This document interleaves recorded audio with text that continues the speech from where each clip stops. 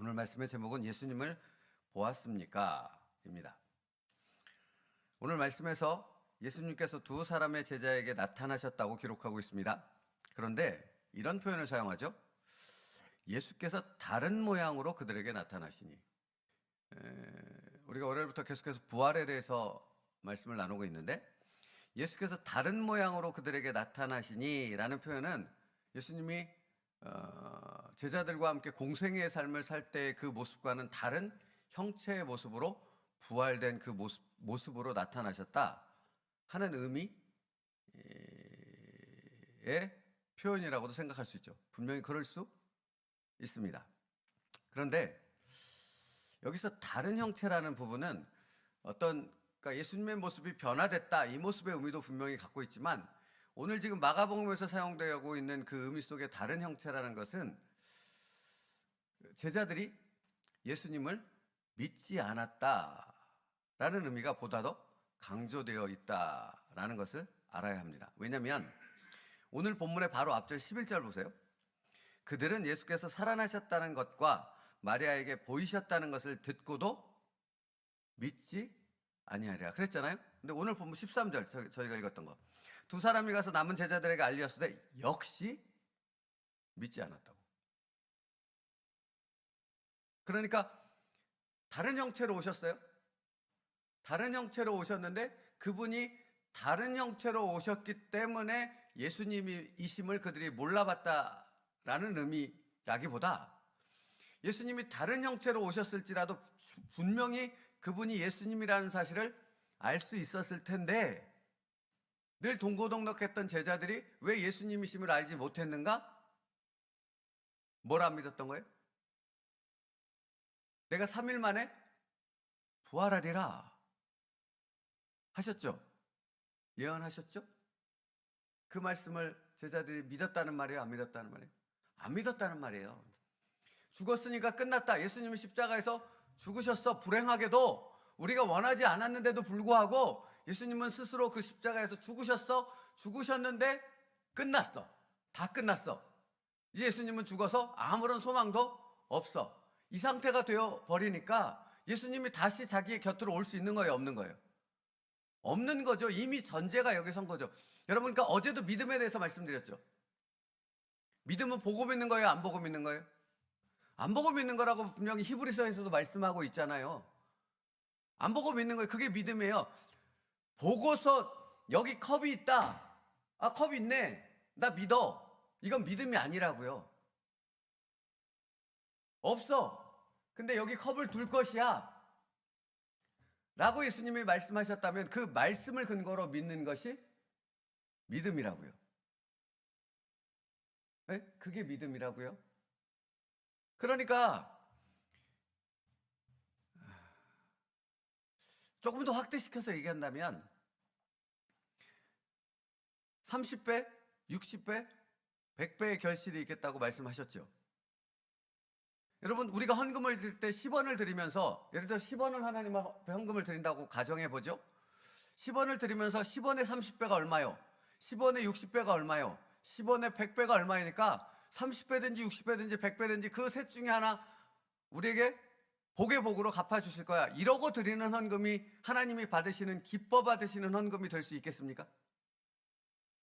그 생각 자체가 이미 잘못되어 있는 거죠. 그거는 마치 눈에 보이는 어떤 것을 가지고, 그 보는 것을 가지고 믿는다고 말하는 것과 똑같은, 하나님과 뭔가 거래를 하게 되어버리는 잘못된 믿음이 되어지기 때문에 그 드리는 자체가 이미 하나님 앞에 기쁨이 될 수 없게 되는 거라고요. 그러니까 여러분, 믿음이라는 것은 무엇입니까? 말씀하셨기 때문에 그 말씀을 근거로 우리가 보이진 않지만 그것을 바라보며 그것이 비전이 되어져서 그것을 소망하며 나아갈 때 그것이 믿음이 되어지고, 그것을 하나님은 진정한 믿음이라 라고 말씀하고 있는 것이죠. 천국을 여러분이 보고서 믿으십니까? 안 보고서 믿으십니까? 안 보고서 믿는 것 아닙니까? 근데 제자들이 지금 뭘 안 믿었어요? 예수님이 부활하시겠다는 그 말씀을 안 믿었어요. 그래서 예수님이 옆에 와서 얘기를 하시고 오랜 시간 대화를 나눴음에도 불구하고 그분이 예수님이라는 걸 전혀 알아보지 못했다 하는 것입니다. 그러니까 오늘 말씀도 역시 믿음에 대해서 말씀하고 있는 것이에요. 예수님께서 하신 그 말씀을 그들은 믿지 않았습니다. 그래서 요한복음 10장 말씀이 또 떠올랐는데요. 요새 계속 이 말씀이 떠오르고 계속 말씀을 전하고, 또 10장도 전에 대해서 계속 제가 묵상하고 있는 말씀이기도 한데, 나는 부활이요 생명이니 나를 믿는 자는 죽어도 살겠고 무릇 살아서 나를 믿는 자는 영원히 죽지 아니하리니 하신 후에 마르다를 향해 뭐라고 물으세요? 내가 이것을 믿느냐? 이것을 믿어야 한다. 여러분, 예수님을 보았습니까? 라는 제목이잖아요. 예수님을 만난 사람은 믿음이 있습니다. 그러니까 그 믿음은 무언가를 보고 믿는 믿음이 아니라 예수님을 만났기에 예수님의 하신 말씀은 그대로 이루어짐을 믿는 믿음이라는 것입니다.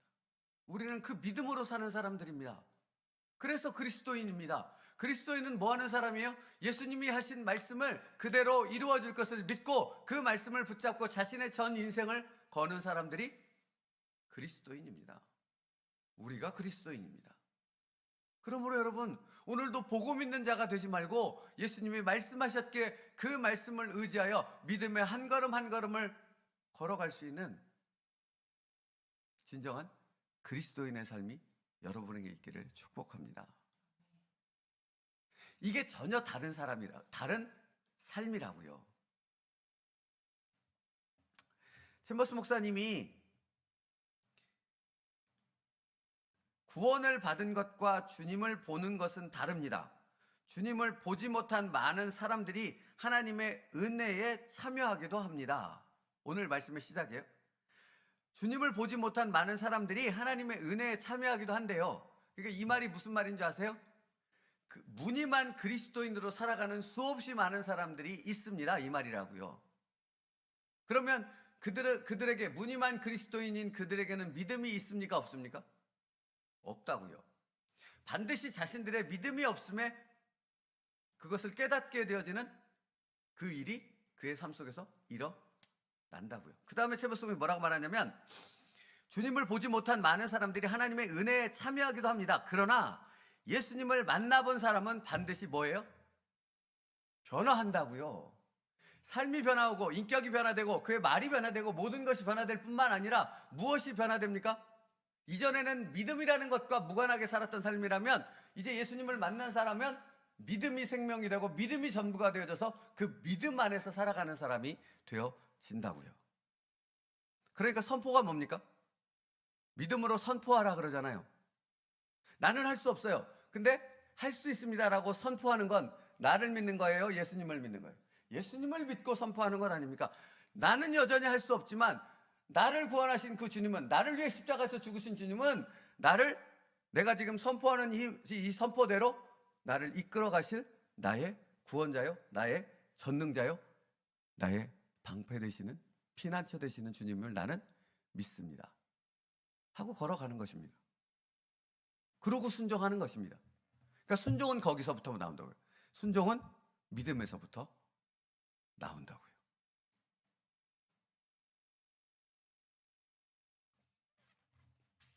오늘 챔버스 목사님이 날 때부터 소경이었던 사람의 이야기를 하더라고요. 요한복음 9장에 우리가 계속해서 살펴봤던 그 말씀. 날 때부터 소경된 자는 예수님께서 그에게 나타나 자신을 보이실 때까지 예수님이 누구신지 알지 못했습니다. 눈이 가렸을 때. 그래서 눈을 뜬 상황에서 예수님이 가셨기 때문에 예수님을 아직까지 본 적이 없는 상황이에요. 주께서 누군가를 위해 어떤 일을 하신 후에 그에게 나타나십니다. 그러나 그분이 언제 나타나실지는 말할 수 없습니다. 갑자기 그분이 오시면 나는 지금 그분을 봅니다 라고 외치게 됩니다. 주님은 당신을 반드시 사랑하는 자녀에게 나타내 보이신다고요. 소경에게 그러셨던 것처럼. 여러분, 그러니까 믿음은 예수님을 만난 사람에게만 주어지는 은혜요, 축복이라는 것이고, 그러므로 반드시 우리는 그 믿음 안에서 살아가는 사람이 되도록 주님이 우리의 삶을 이끌어 가신다라는 것이에요. 그래서 시편 39편 7절에 보면 주여 내가 무엇을 바라리요? 나의 소망은 주께 있나이다 말하고 시편 40편 5절에 내 영혼아 내가 어찌하여 낭망하며 어찌하여 내 속에서 불안하여 하는고 너는 하나님을 바라라 그의 얼굴의 도우심을 인하여 내가 오히려 찬송하리로다. 우리의 삶 가운데 주님께서 무엇을 더 강력하게 만드십니까? 믿음 안에 살아가는 것을 더 강력하게 만들어 가신다는 것입니다.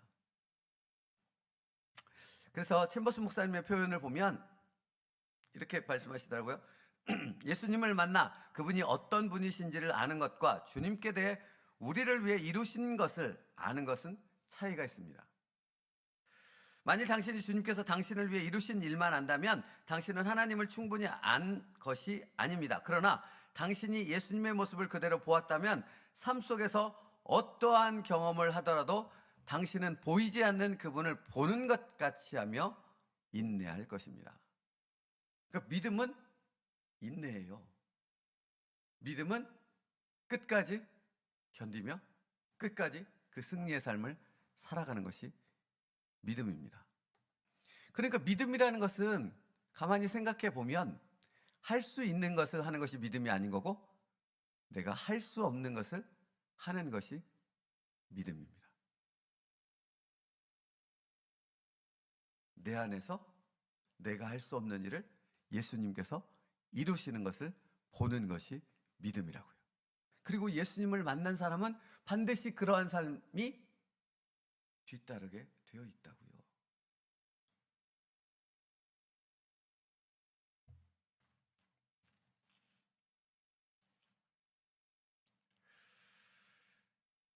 그래서 챔버스 목사님이 또 이런 얘기를 하더라고요. 예수님을 보았습니까? 그렇다면 당신은 다른 사람들도 예수님을 보게 되기를 원할 것입니다. 그 은혜요, 그 충만함이 가득하게 된 것이죠. 사랑하는 성도 여러분, 예수님을 만나셨습니까? 예수님을 만난 사람은 반드시 믿음으로만 살아가는 삶을 살아갑니다. 그 믿음은 무엇에 근거가 있습니까? 보는 것에 있지 않고 말씀에 근거가 있습니다. 오늘도 우리에게 말씀하시는 주님을 찬양하며 그 주님을 기대할 수 있는 우리들 되어지길 주님의 이름으로 축복합니다. 그러면 뭐라고 말씀하시는가에 귀를 기울이며 그 말씀을 들었을 때 그 말씀만을 붙잡고 온전히 흔들리지 않는, 좌로나 우로나 치우치지 않고 그 말씀만을 붙잡고 믿음의 길을, 그 삶을 계속해서 살아갈 수 있는 하나님의 자녀가 되기를 바랍니다. 오늘도 믿음의 싸움이 있을 것입니다. 흔들리지 마시고 주님의 말씀을 붙잡고 그 믿음 안에서 예수 그리스도로 인하여 승리할 수 있는 여러분 될 수 있기를 축복합니다. 그것이 예수님이 나의 왕이시라는 것을 나의 삶을 통해 고백하는 우리의 신앙 고백이 되어지는 것이죠. 말씀 마치겠습니다. 믿음이 없었기에, 주님의 말씀을 믿지 않았기에 제자들은 예수님이 다가왔음에도 불구하고 예수님이신지를 알아보지 못했던 것이죠. 그러면 여러분, 똑같이 우리에게 적용한다면 이런 게 되는 거라는 거 아십니까? 우리가 예수님의 말씀에 대한 분명한 신뢰와 믿음이 없어버리면 예수님께서 우리의 삶 속에서 그 말씀의 성취와 놀라운 역사를 보이신다 할지라도 그 일을 예수님께서 이루셨다는 것을 우리는 안다라는 거예요? 모른다는 거예요? 믿음이 없으면 모른다는 얘기가 되는 거예요. 근데 알면 지극히 작은 일일지라도, 사소한 일일지라도 그 믿음의 눈 안에서 보면 주님께서 이것을 내 안에서 이루셨고 나에게 그 은혜를 주셨다라는 사실을 깨닫는 자가 되어질 줄 믿습니다. 그 믿음의 사람이 되기를 바랍니다. 아무리 사소한 일일지라도 주님이 나와 함께 계시다는 그 감사와 삶의 제사로 하나님 앞에 우리의 찬성으로 고백될 수 있는 그 놀라운 은혜를 누릴 수 있는 오늘 하루가 되어지길 간절히 바랍니다. 기도하겠습니다.